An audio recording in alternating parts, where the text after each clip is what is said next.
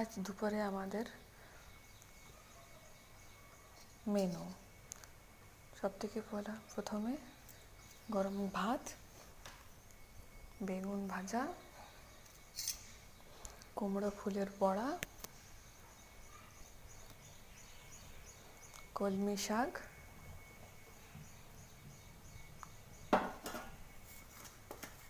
চলে ভাজির ডাঁটা,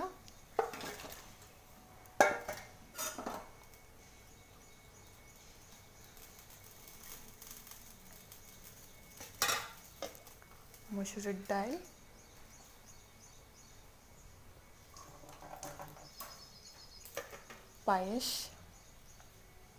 পায়েসটা সকালে তৈরি করছি, ডিম ভাজা। এই হচ্ছে আমাদের আজকে দুপুরের রান্না বাড়া। এতটুকুই আমরা আজকে রান্না করেছি। আপনাদের কেমন লেগেছে কমেন্ট করবেন। বাই।